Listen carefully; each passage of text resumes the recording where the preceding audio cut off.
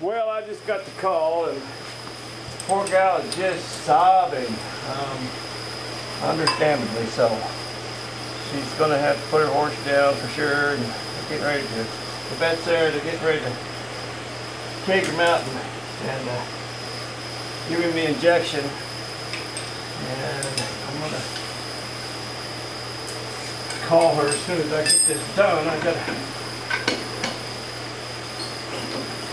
get it as quick as I can, and I'm trying, but it takes a few minutes to get these arms off and get that other bracket on. And then once you get that bracket on, it's a pretty quick process to set the backhoe on.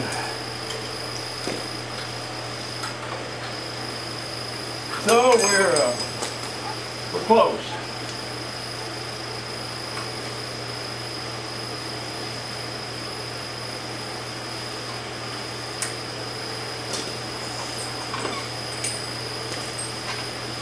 That's all there is to that.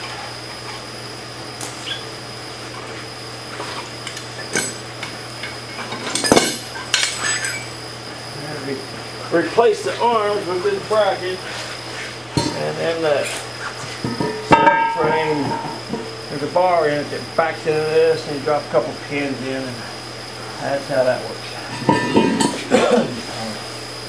Got stuck up under there.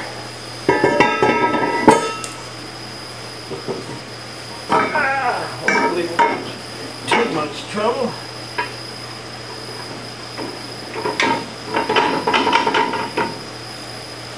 Seems like when you're in a hurry, you know, nothing wants to fit up. Trying to methodically go through it. Alright, I'm going to shut that camera off. I got that on, I just got to tighten up the bolts, and I'll go get that backhoe.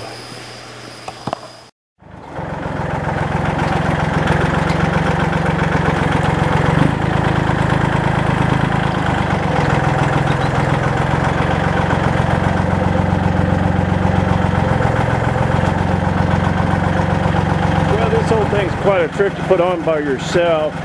It requires kind of jumping on and off the tractor a few times. You've got to back up close enough to hook up the hydraulic pump, and then start picking it up and jockeying it around, and put the sports down, put the shoes down, and then get it up so that you can back that bracket up onto that cross member on the subframe there.